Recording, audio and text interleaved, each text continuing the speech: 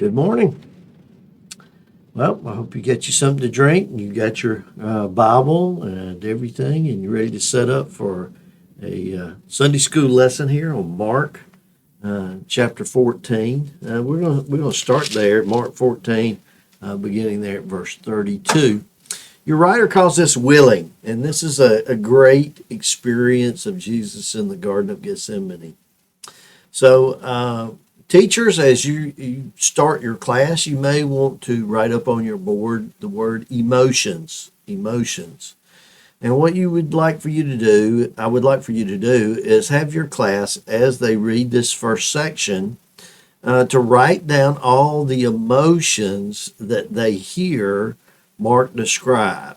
And you write each one of you, whenever you find one, you stop, write it up there as you go through that, and then we'll be able to discuss that a little bit later on. But this is Mark shows us the emotional Jesus in this passage, and let's start there with the first section. The writer would want you to think about distress, because this is Jesus's moment of being very concerned about the next few hours. Listen to this. Then they came to a place named Gethsemane. That word Gethsemane is olive press. So this is on the Mount of Olives. So there's a Garden of Gethsemane there. And he told his disciples, "Sit here while I pray." And he took Peter, James, and John with him. This is the three of his inner circle. And he began to be deeply distressed and troubled. And he said to them, "I'm deeply grieved to the point of death. Remain here and stay away." So let's point those three out that we see here. The first emotional response is Jesus was deeply distressed.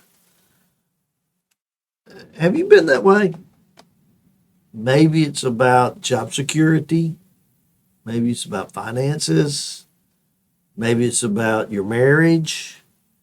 Maybe it's about something with one of your children. Maybe it's some health news that you get that causes you to be deeply distressed. This is emotionally upset is what this is talking about. Now, the second one that's mentioned in this passage, and you want to take note of, is troubled. So not only was he emotionally distressed at the end of his rope, but he was troubled, which is more of a stirring of the pot, you might say, of emotions. That not only you're distressed, but you're also troubled in that you don't feel a peace in your spirit. Let's put it like that. It could be gut-wrenching that your stomach is even upset. Some people have been so emotionally distressed that their hair starts falling out if it's a long period of time, or you lose weight because you can't eat, or some many different types of physical things that can happen to you when you're deeply distressed about a situation or you're troubled. And both of these words are used by Mark to describe what Jesus is going through. And then the third one is after he tells his three closest disciples. We call this his inner circle here, that he brings in is Peter, James, and John. And he tells them, "I am deeply grieved." What is grieving?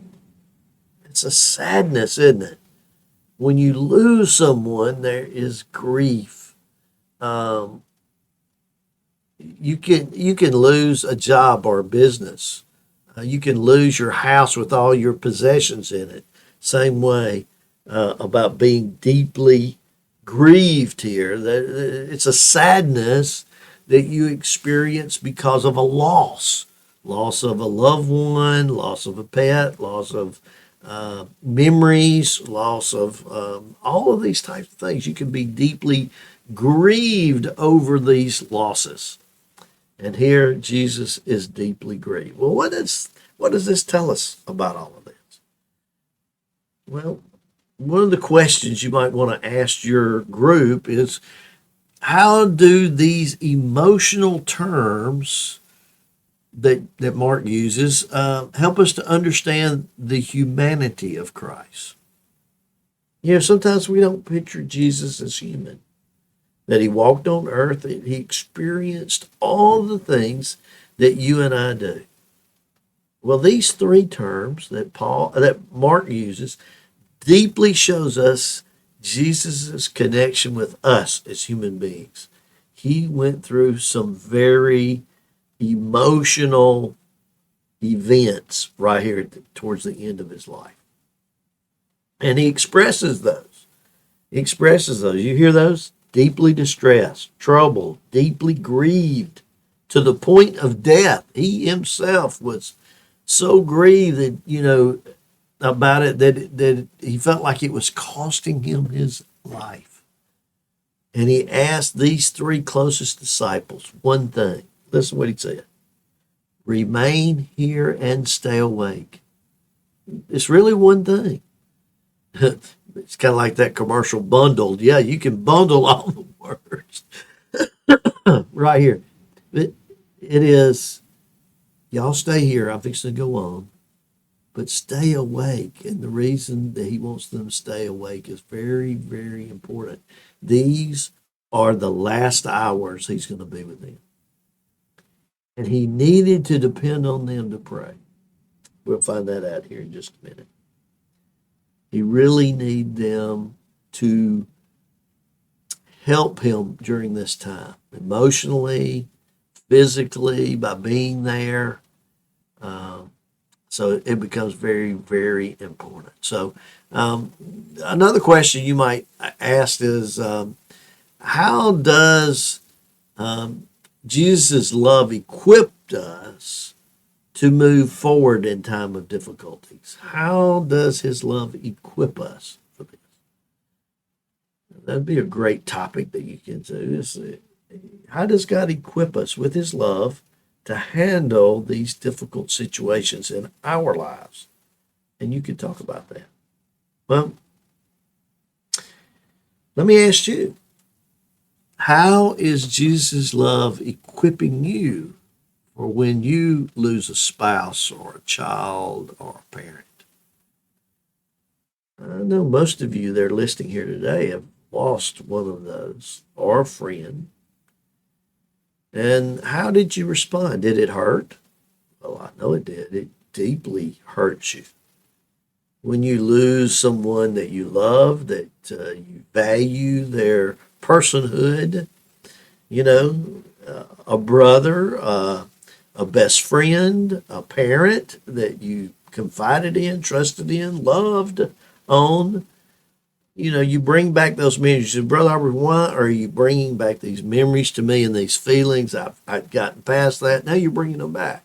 Well, because I want you to understand that you don't bury those feelings. You use those feelings to help you be compassionate towards someone else. This is what the whole thing. It's terrible to have to go through this. There's just no question about it. It's terrible to go through the death of a loved one. But it should not be terrible to relive these emotions. And the reason I say that is because, did they make an impact on your life? Well, of course they did, or you wouldn't grieve like you're grieving. But this is good for us to grieve, to have these emotional, you might say, rubber bands where, sometimes we feel good, sometimes we feel bad, or distressed or upset about all this, and it's a rubber band. Yeah, we're human beings and we have a wide gamut of emotions that God has created for us to have. We're not robots. We respond to circumstances, events. Grief is one of those. And here, Jesus is about to go to his own death. And he is very upset by all of this. Why? He's really not ready to die. He's 33 years old. He's not really ready to die. He could still have a long life. Yet he knew his mission. He knew the purpose he was designed for, and that was to be a sacrifice for all of us. Now, when you relive your grief, many times it is when someone else is also grieving. You can help them. You can help them through their emotions. One, by just being there. You know, that's why Jesus calls these three disciples even closer, is that companionship, that friendship, that just being there. That helps. Many people will tell you that, so many people try to make words or phrases, and they just don't even remember them during that time of grief. But what they do remember is their friends coming by and hugging them, their friends sitting with them and crying with them, reminiscing with them the good times. Here, Jesus has asked his three friends to be there for him during this very emotional time. Well, God's love helps us through all that because he is with us. He is with us. He says, I will never leave you nor forsake you. That's important to know through these times of grief. Well, the second part that your writer here talks about is surrendered. That's verses 35 and 36. Listen to this surrender that he is. He says he went a little further, fell to the ground, and prayed that if it were possible, the hour might pass from him. And he said, Abba, Father, all things are possible for you. Take this cup away from me. Nevertheless, not what I will, but what you will. This is the surrender that Jesus himself has to make. And it's the same surrender that you and I struggle with as well. Listen, what it is being obedient to God's will in our lives. Now, I'm not going to tell you God's not going to ask you to do hard things. He does. If he asked his own son to give up his life for the lives of all of us sinners, everybody on earth, past, present, future, and Jesus struggles with that command on his own life, do you not think we will struggle also? And we are not fully God, fully man. We are fully man.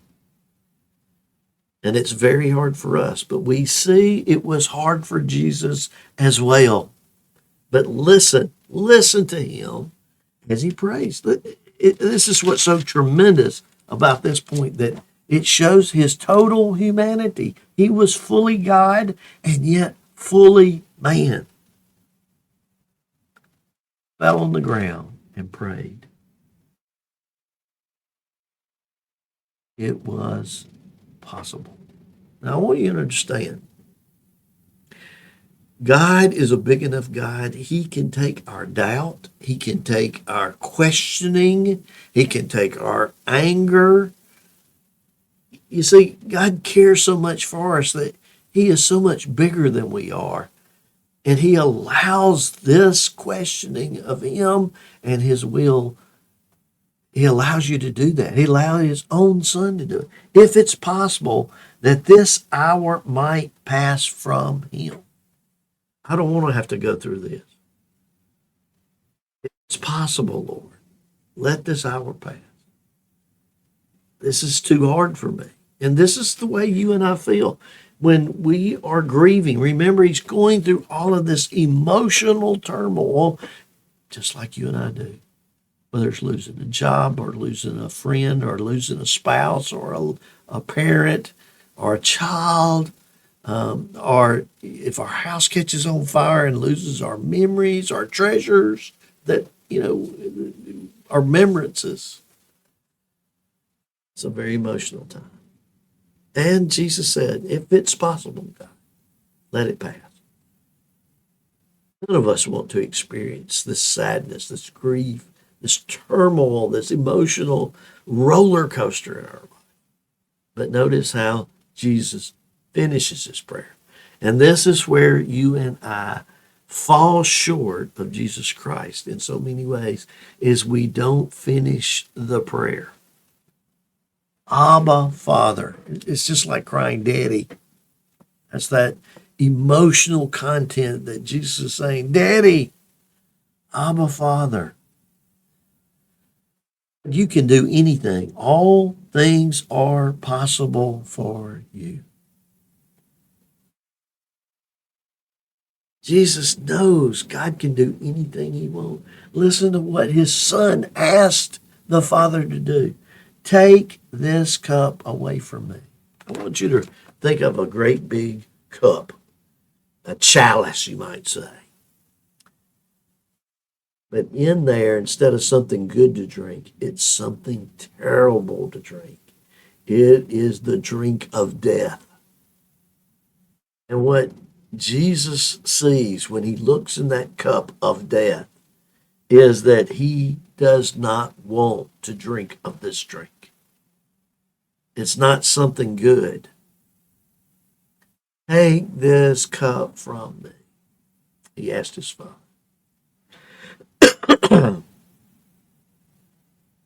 How does Jesus respond? How does God respond to his own son? Listen how he finishes that. Nevertheless, even though this is what I want, nevertheless, not what I will, but what you will. Not what I want, God, but what you want. This is what we call surrendering ourselves to God. This is what Jesus does. When all the sin of the whole known world and even into the future is going to be placed on him for him to pay for our sin. His atonement, his blood sacrifice will cleanse all this. He knows this is what his mission is in life. He really doesn't want to have to die, but he says, not my will, but yours be done. Not what I want, but what you want. That's what God is looking for in our everyday lives too. When we make him Lord, when we say, not my will, but yours be done. Now, I'm going to tell you, this is something that's not just a one-time thing for you and I. For you and I, this is something daily that we have to do, because Jesus told his disciples, in order to follow him, you must take up your cross and follow me. Daily, you and I must surrender our will, our wants, to God's wants. That's what about going to the cross. This is what Jesus does when he says, take this cup from me, nevertheless, not my will, but yours be done. Is he surrenders what he wants to what God wants. He places his needs before God and says, even though this is what I want, I'm going to do what you want, because this is my mission. And that's what God calls us to do too. It's the same mission. Your writer ask this question: how does our surrender reflect our love for the Father? How does our surrender reflect the love? You see, this is how much Jesus could say, Abba, Father, you can do anything. Take this cup from me, but not my will be done. Well, how does his love equip us to move forward in times of difficulty? Well, how did God's love for Jesus move him forward? You see, that he did like each of one of us has to do, and that is you surrender your will to his and you take the next step. Take the next step. In John 37, we see Jesus take the next step. In fact, it's called weak. Your writer calls this weak. And this is what happens. Look at verse 37 here. Came and found them sleeping. And he said to Peter, Simon, why are you sleeping? Couldn't you stay awake 1 hour? Stay awake and pray so that you won't enter into temptation. The spirit is willing, but the flesh is weak. That's what's weak, is our own physical self. We are weak. These bodies get hungry, they get tired, they get sleepy, they get sickness, they have needs. Here, Jesus said, can't you just stay awake and pray with me for 1 hour? Now, it hurts him that somebody has committed themselves to him and yet they don't follow through. How does that make you feel when someone that you really depend on lets you down? Hurts, doesn't it? Well, how does that make you feel when somebody leaves you in a lurch? These are the feelings Jesus had when he confronts Peter and them. Why are you sleeping? I just need you with me 1 hour. My last hour that we are together. Well, your writer here asked 2 more questions. Let me ask these. How does the contrast between Jesus and his disciples emphasize our human weakness? Well, it emphasizes it, doesn't it? Because you and I, when we get tired, we will fall asleep. How hard is it driving back? You remember those days when you drove your kids and all, and you got so sleepy driving that you had to slap your face to stay awake, or roll down the window and put your head out, or pull over and get a cup of coffee, all kinds of things. Because this body, when it gets tired, it's going to try to go to sleep. It's going to try to find something to eat. It's going to look for that bed or motel room. And the last question your writer asked is, how does it reveal the humanity of Jesus? He's just like us. Exactly like us. We should not fear that Jesus knows everything you and I. Did he get tired? Yes. Did he get hungry? Yes. In all those ways, he learned to deny himself. When he was tempted, he said, man does not live by bread alone, but by every word that proceeds out of the mouth of God. God's word is what truly feeds our souls. Yes, we can get hungry physically, but did you know we can skip a meal if we need to? We can fast. It's not pleasant. Our stomach lets us know you're off schedule. But we can do it, King. We can deny that. And this is what we see with Jesus. In his humanity, he learned to deny his physical needs in order for God to use him in different areas. And that's where you and I are too.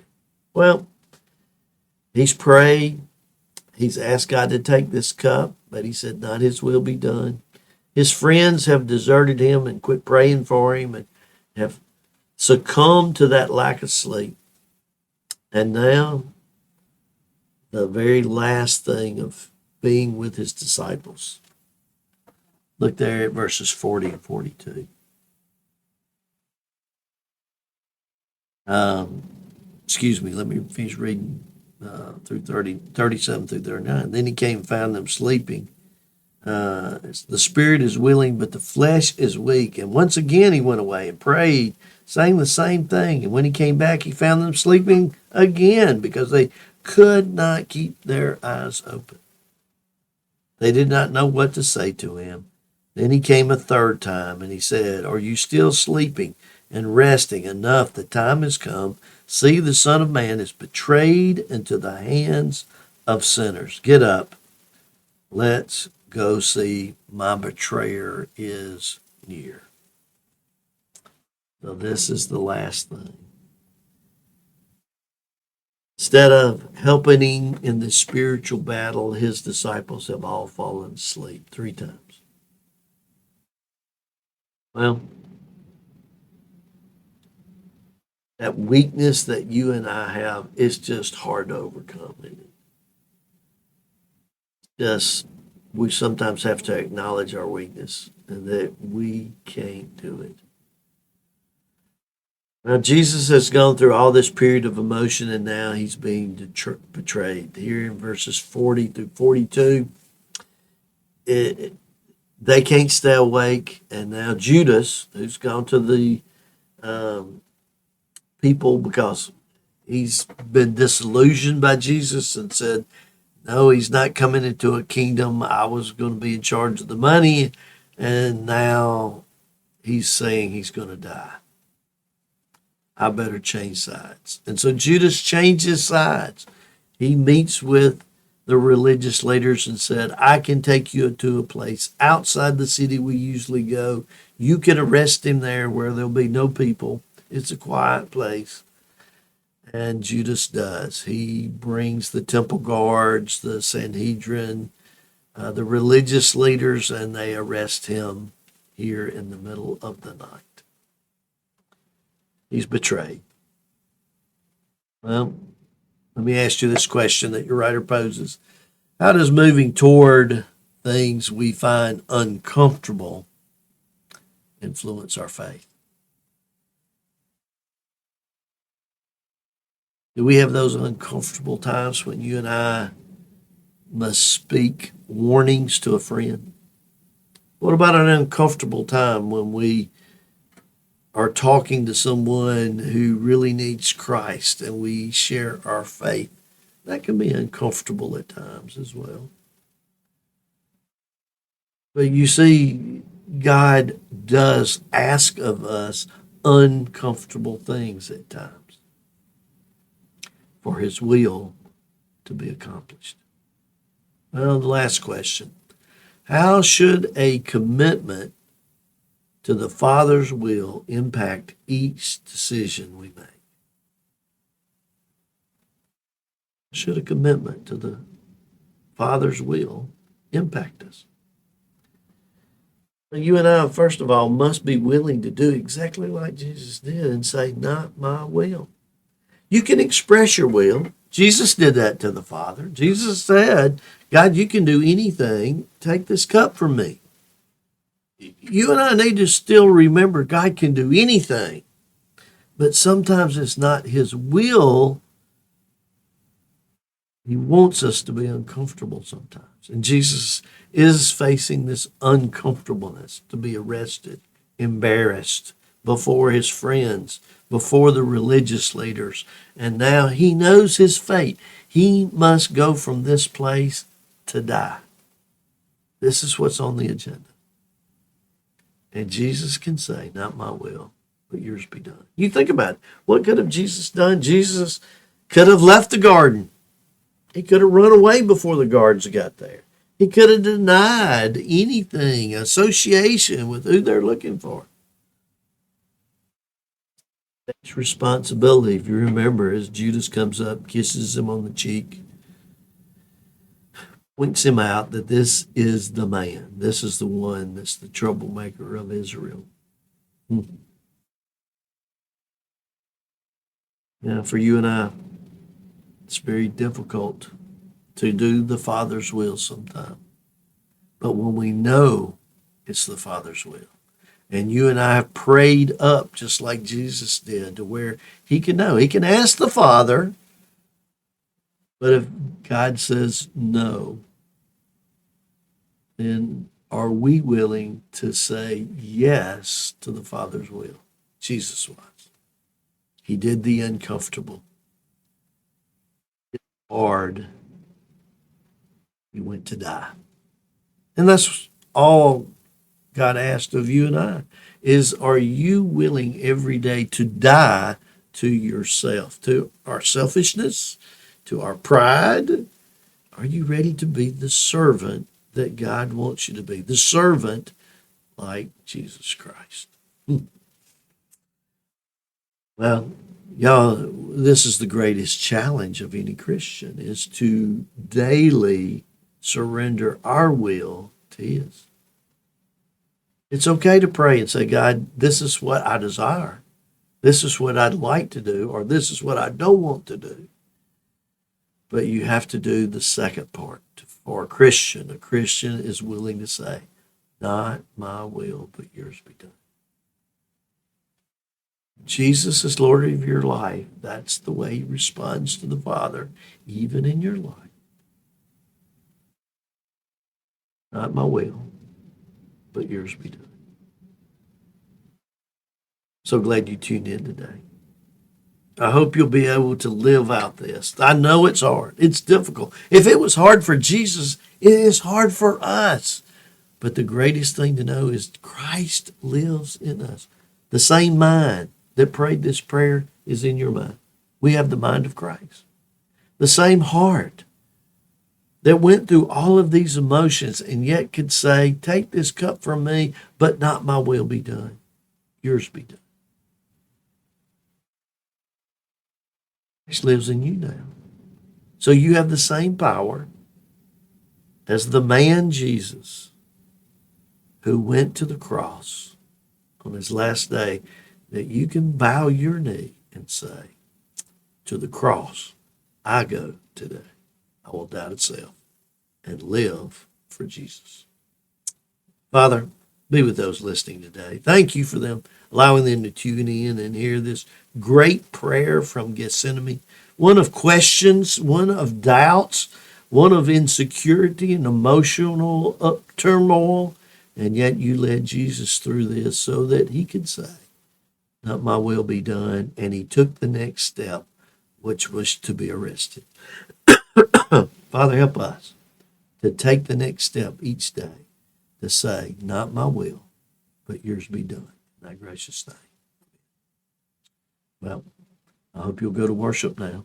Celebrate this risen Jesus in your life. Give thanks to Him for all that He's doing to you. Let those worship songs and hymns be your praise to God. Let that message sink in. Whatever preacher you're listening to or go to church with, read along with him and listen to see what God has to say for you today, to you today. And I pray that you would respond. Thank you for tuning in.